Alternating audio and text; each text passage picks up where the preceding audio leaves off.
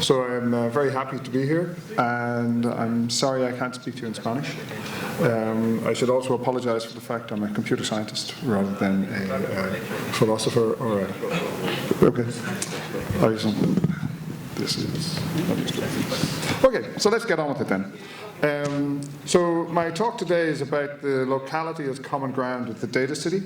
My background is from computer science, and the perspective I'm taking here is a critical perspective on the smart city, but it's not necessarily one that is totally against the smart city. I just wish to try and propose a reimagining of it.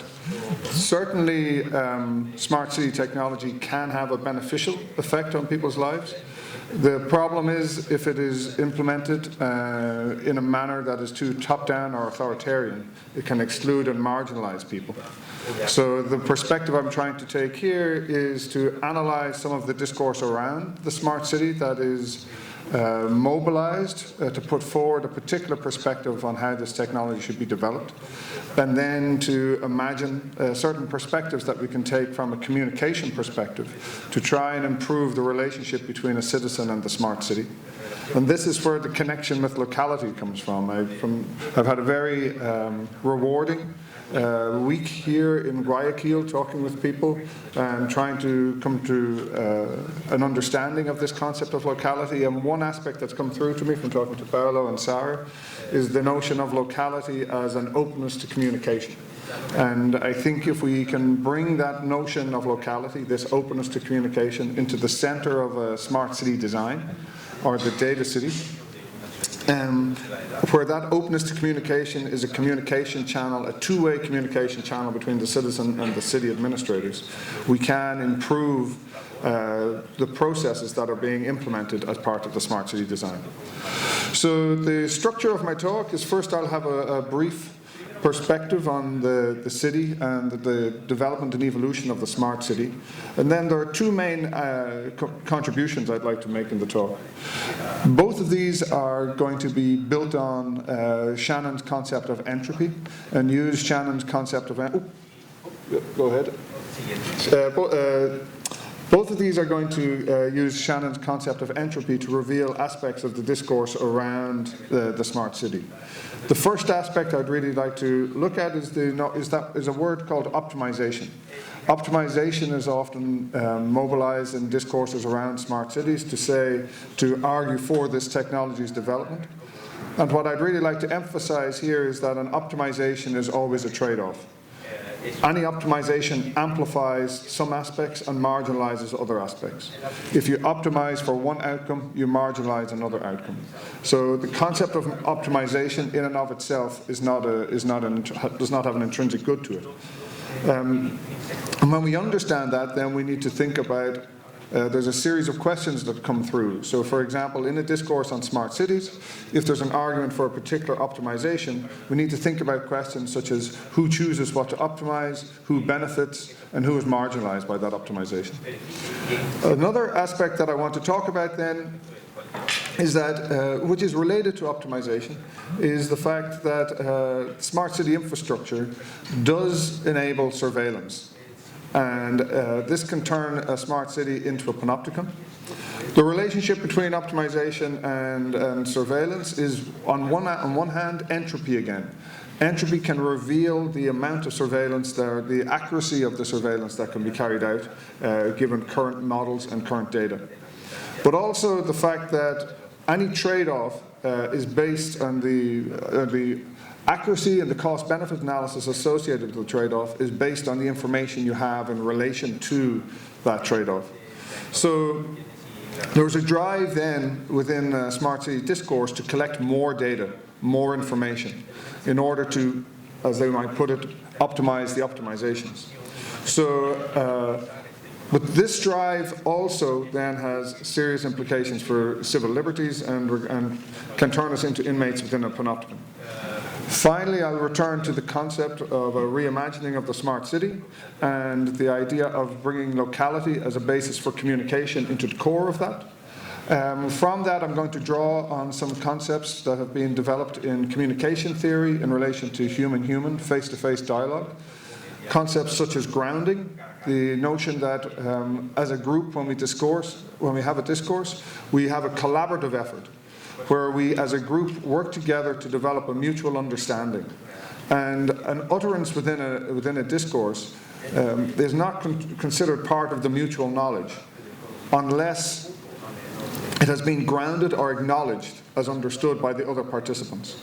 That, I think, links to the notion of consent within a smart city discourse, where a data trace of an individual should not be considered as part of the city's data set, or should not be considered as available for use by the city for an optimization, unless that data trace has been acknowledged by the citizen as being part of the mutual discourse and has been allowed to be mobilized for that aspect. I will talk some more about concepts such as collaborative least effort, and also another aspect I'd like to bring towards the end, if I have time, is the notion not only of transparency, which is often spoken about, but the idea of intelligible transparency, drawing on Onara O'Neill's work on intelligible transparency. So to move forward, I want to start briefly by talking about the city as the framing of the city as a smart city. So one aspect that I've heard about or that I've learned through my engagement with the Real Smart City program, that I found very rewarding, is the richness of the literature and the perspectives and activities within a city. So we can understand a city as having a multifaceted nature. Some of these are aspects such as, as Noel spoke about earlier, it's traditionally the density of population, it's a space, but there's also other aspects. So Sarah spoke about the idea of a rhythm, linking to, I believe, Lefebvre and the notion of the urban-rural divide and the different rhythms and the construction of space. But we also have ideas such as the theatre for social action from Mumford. However, within the smart city discourse, there's a particular prioritization of some aspects of the city. In particular, the notion of the city as a machine that's composed of services and infrastructure, and a particular form of governmentality that seeks to optimize the workflows within this city. So if we look at that, we can understand the city, or the smart city, as a discourse that's targeted at efficient management and optimization. That is what they sell when they sell a smart city. They sell a particular imagining of the city as conceptualized as a machine, as a computational model, from my perspective, that can be optimized. So within this framework, where we are trying to optimize a computational model, particularly in the modern paradigm, for an abuse of that term, of artificial intelligence and the data-driven world that we live in, there's a particular cognitive template or methodological template that's brought to bear on developing technical solutions. And I use that in order to reference the notion of solutionism. That's often a valid criticism of smart city discourse. And that template is that we capture data, we analyze the data. That analysis reveals an insight to a problem, which we then use to optimize a solution. So a key element of this process, in particular that middle step, that analysis step in modern data-driven methods, is the development of a predictive model. So a predictive model is a data-driven computational model. So when you hear of things like neural networks, depending on how they're trained, but the majority of them are trained in this way, they're trained to be predictive models. So a predictive model is a computer program, if you like, an encoding of a mapping from a set of inputs to an output. So you use predictive models all the time in your lives. I think one that everyone will be familiar with is an email spam filter. So a spam filter is a predictive model. It takes a representation of an email. So we take an email and we decompose it into a data representation composed of a set of features. We feed that into a computer program, and the program categorizes the email as spam or not spam. So that's the analysis that we do. The data capture is when we analyze or extract the features from the email. The analysis is when we categorize the email as spam or non-spam using the predictive model. And then the optimization occurs in how we read our emails. We optimize the reading of our emails by not having to read spam emails. Okay. So, to be clear on that, the predictive model, when we talk about a predictive model, it is simply a mapping from a set of inputs to an output. Again, to reiterate with the spam filter, a spam filter is simply a mapping from a set of features describing an email to an output categorization of that email. Okay. The reason why I emphasize this is because this notion of it's a very simple notion, okay? It's a mapping. This notion that we use for spam email is often is also the same template of analysis can be applied to the categorization of people and the categorization of places. We capture data, we learn a set of encodings that have a high correlation with categorizations we want, and then we optimize. We optimize our process using this categorization. So a key aspect of this relationship is, and this is one of the things that entropy will help us understand, I hope, is the fact that the more predictive a process is, the more accurate we can make our predictive models in terms of the categorization, the more optimization can be applied.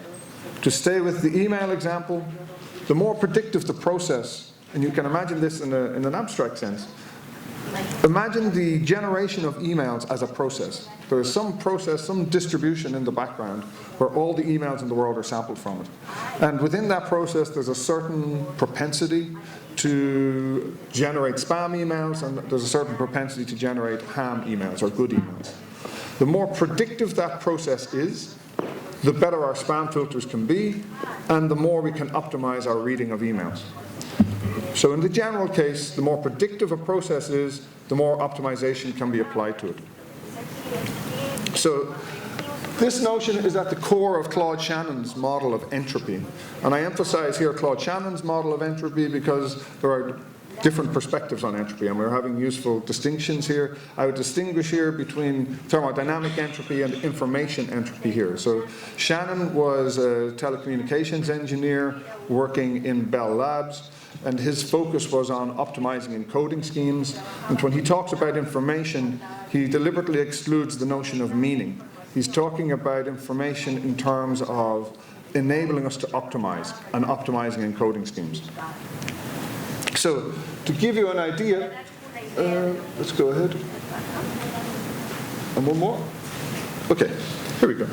To give you an intuitive, hopefully intuitive, understanding of Shannon's entropy, the idea is that if we have a process, imagine we have a process that is generating playing cards. Okay? And we have taken a sample of the last 12 playing cards that process has generated. But, and in this instance, our process just keeps generating the ace of spades. This process is very predictive. Okay? Because we know, if we were to look at it from a perspective of the suit of cards that are generated, it keeps generating spades. So the fact that the process is very predictive means that it has a low entropy. Okay? So to understand that, consider entropy as a measure of the uncertainty around a system. The higher the uncertainty in terms of how a process will evolve, the higher the entropy. Here we have a process where there's very low uncertainty about how it will evolve. We are nearly certain, absolutely certain, that the next card it will generate, given the sample of data we have, is a spade. Hence it has low entropy. Contrast that with another process that we have sampled from. It's a similar process in that it also generates playing cards, but this process is much more diverse in terms of the cards it generates. So here it keeps generating different cards. This process is much more difficult to predict in terms of predicting what is the next card it will generate. If we look at the probability distribution over the possible outcomes that it might generate, we'll see that all cards are equally likely. In this instance, this distribution, this process, has maximum entropy. Okay? So entropy is a measure of uncertainty with regard to how a process will evolve. What is the next outcome in a process? So we can see that in Shannon's conceptualization of information. So Shannon described information as the resolution of uncertainty. So information in his sense, which is a particular sense, is reduces uncertainty and reduces entropy. The corollary of that is that it also means that it can, uncertainty allows us to, our information allows us to optimize more. So to give you an example, recall that Shannon worked in Bell Labs. He was a telecommunications engineer, and he wanted to optimize the encoding schemes used to send information along a line. Okay? Again, we're not talking about the meaning, we're talking about just the message, so that somebody could receive the message. To give you an example of how entropy plays out in that, if I take Morse code as an example of an encoding scheme, you'll see that in Morse code, some symbols, such as the letter E, is given a very concise encoding, a very short encoding. And other symbols, such as the letter Y, is given a much longer encoding. The reason for this is when we're designing an encoding scheme such as Morse code, we get information about the process that generates these letters. In this case, it might be the English language. And we see that in English, the letter E is very frequent.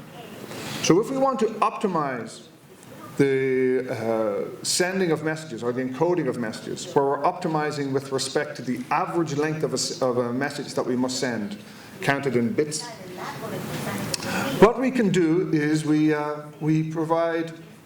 assign to symbols that occur very frequently in the distribution a very concise encoding. Here we've assigned E the dot, the shortest possible encoding. The trade-off aspect comes here, however, in that in order for the system to be unambiguous to the receiver, we must encode extra information into the representations of the other symbols so that a dot, when it occurs in another symbol, is not ambiguously interpreted as an E. And this is why, for example, the letters Y and J, etc., which are less frequent, have a longer encoding. So what I want to use this as an example for is to highlight if we optimize for E, then J and Y have a marginalized encoding. And this holds for all optimizations. Okay? So the more we optimize the encoding of some symbols, the more we pay for it in terms of the concision of the encoding of others. A useful, Donald Knuth is quite famous in computer science, and he talks about optimization in a number of instances. One of his phrases is early optimization is the root of all evil. But the phrase I'm using here from him is if you try to optimize everything, you will always be unhappy. And what I take this to mean is the fact that it is impossible to optimize everything. There is something is marginalized for all optimizations.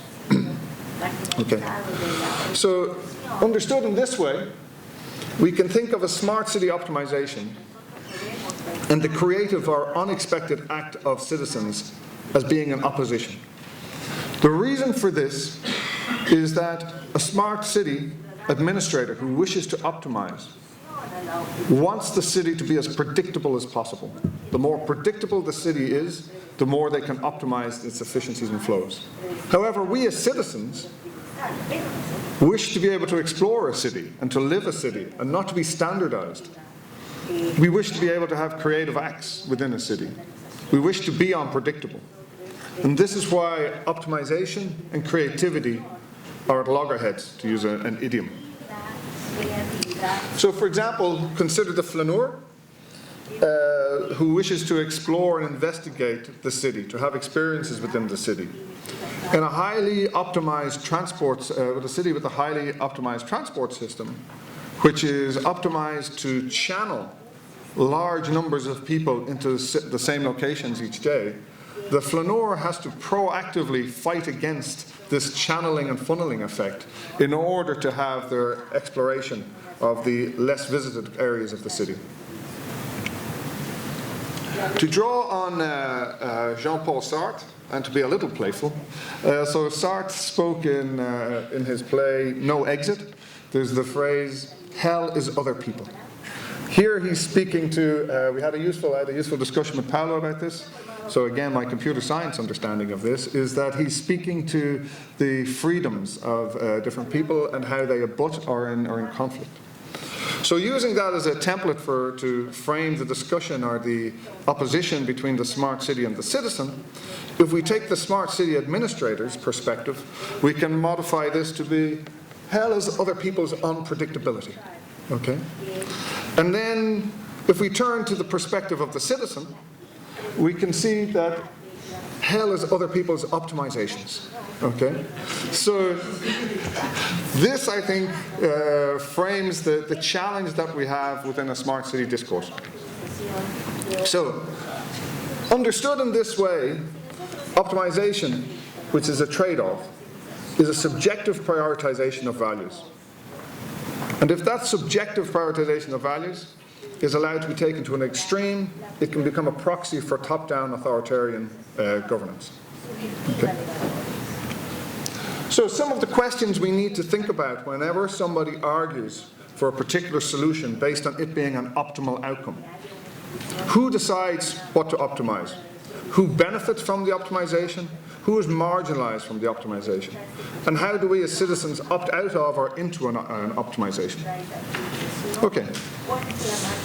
So the next aspect I'd like to look at is the smart city as a panopticon. And this is linked, as I said before, to the idea of optimization insofar as the drive to optimize comes with a claim that we can do better optimization if we're allowed to gather more data.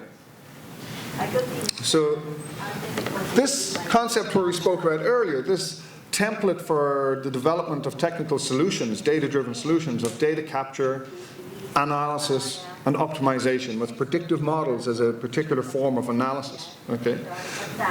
Earlier I spoke about how it could be applied to email optimization, but it can readily be applied to the categorization of people, citizens.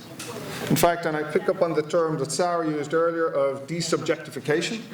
Apologies if I mispronounced it. The data capture aspect here is where we represent a citizen as a set of quantifiable or measurable aspects, okay, the features. So, and this is a desubjectified individual. There's a presumption here that everything that is meaningful about that individual can be measured. Okay. Now, when we look at how a smart city or data-driven technologies track individuals, we can consider two different contexts in which it captures information about an individual. Together they're called the digital footprint, but one context is the data footprint. This is where data is captured around an individual with their knowledge that the data is being captured. I'd note, however, that while they may be aware the data is being captured, they may not be aware about how it will be used, or how it might be repurposed, or the possible implications of how it could be used in future when it's integrated with other data from an out-of-context trace. The other aspect is the data shadow.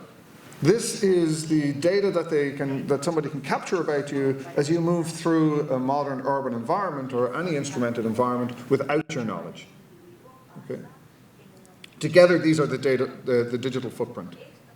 And in a way, in modern smart city environments, well, there's not in a way, de facto, it is nearly impossible for us to move through a smart city environment without leaving a data shadow. I know there's a study done in 2011 by the Dutch data quality officers. They estimated that the average Dutch citizen was on between 250 and 500 different databases they're tracked on, okay, on a regular basis.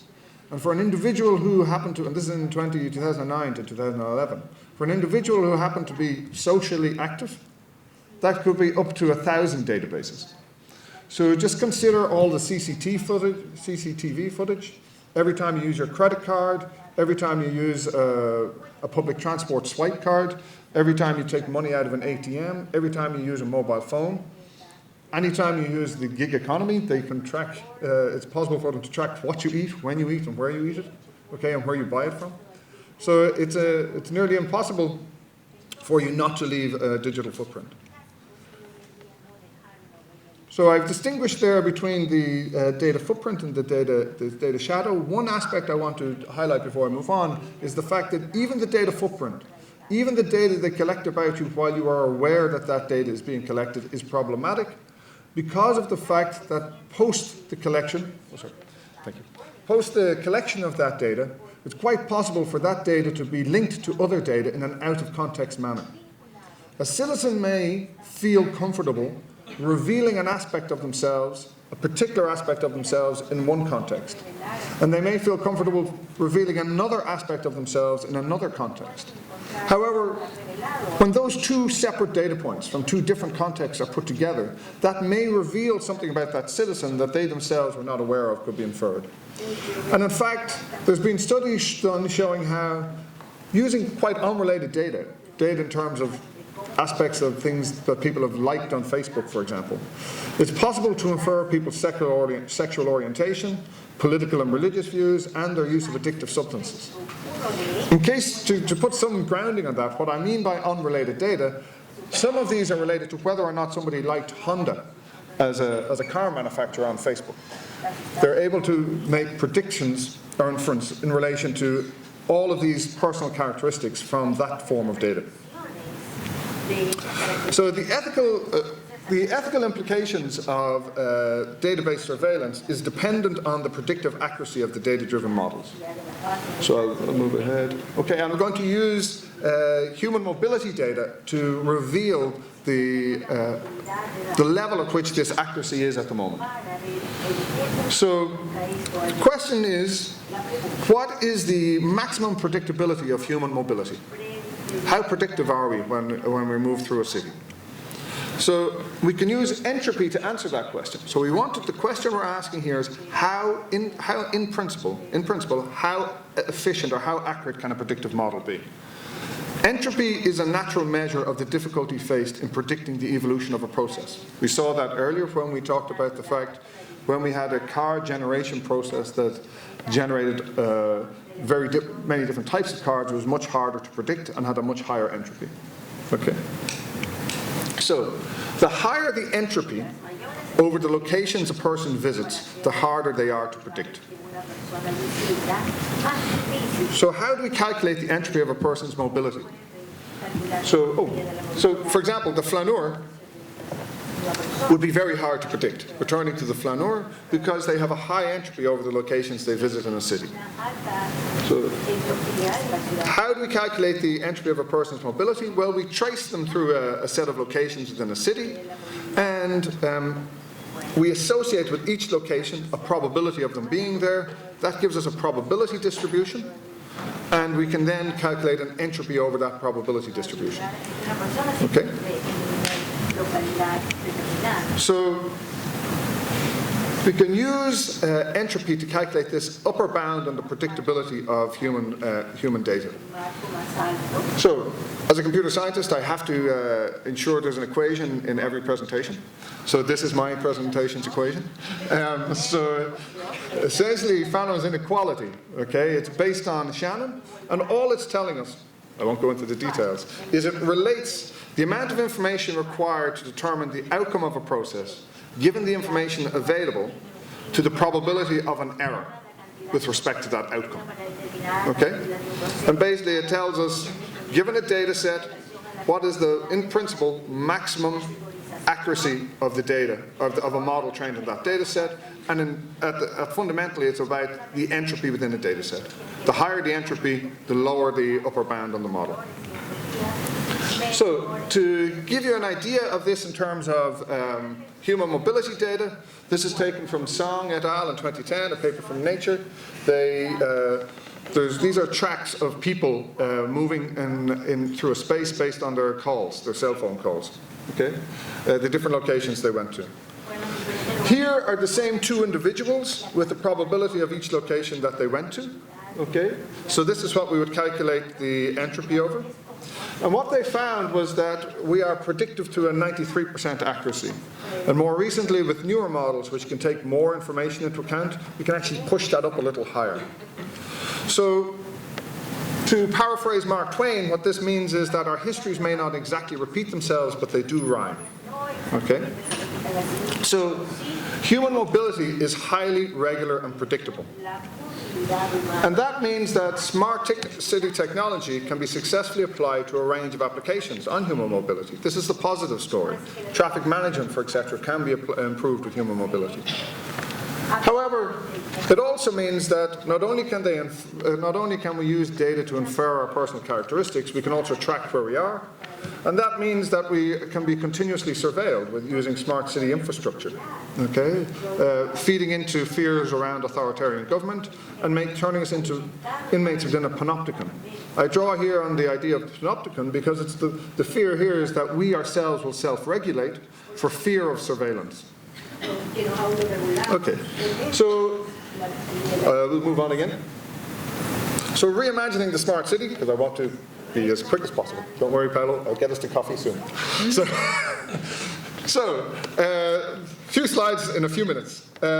So to summarize, Shannon's entropy reveals that any optimization is a trade-off. Some citizens will benefit and some will be marginalized. It also reveals that we are highly predictable. Okay, so smart cities can turn into panopticons. So the question we need to face is how will cities choose to balance the freedoms and privacy of individuals and minorities against the securities and interests of society? So one answer to this question, which I believe is the end of the spectrum where we are at the moment, is that designing, implementing and installing technologies that primarily facilitate top-down, centralized and algorithmic administration is one answer. Fortunately, however, there are other ways of thinking about it. We can reimagine the smart city as a space where citizens are peers with the city administration and where the asymmetry of the panopticon is replaced by a symmetric communication, wherein citizens are empowered to act as a peer with the city. Some of the desiderata that we'd like in order to do this, and I won't go into the details of the background because of time. A city should not capture, use or repurpose data relating to an individual without the citizen acknowledging that they agree to this grounding, to the use of this data. Second, the city should proactively work to make it easy for a citizen to acknowledge or to refute the use of that data. This is basically the idea of least collaborative effort from the communication theory. And also, and this comes from studies on, this last point comes from studies on communication theory in relation to human computer information, that smart cities should be transparent with citizens with respect to the data that they have internalized about them. My last slide. So, 3 minutes over. The last slide, and this I think is an important point to make. The term, just as the term transparency is often used in a positive sense, or optimization is often used in a positive sense, transparency is often used in an underspecified sense. It's not enough to be transparent. Transparent about data means you can just make data available. But for a city to be transparent in a real sense and to be trustworthy and believed to be trustworthy by its citizens, it must be intelligible in its transparency. That means the city should work to make its data intelligible. It doesn't just release it, it must work with the citizens to help them understand what that data is, why was it collected, how might it be used, how could it be used in a harmful way for them. It's not sufficient to just tell them the positives of its use. And hopefully, I believe if we are intelligently transparent about our data, not only will that improve the communication or the locality that can be built up between the openness that the city has with its citizens, but it can also open up the possibility of a smart city being a platform for a contributive economy, where citizens themselves develop solutions to the problems that they face within their local lives and with their local communities. Opening up, for example, to the different perspectives that Sarah spoke about with different solutions. Okay, so I'm done. Thank you very much.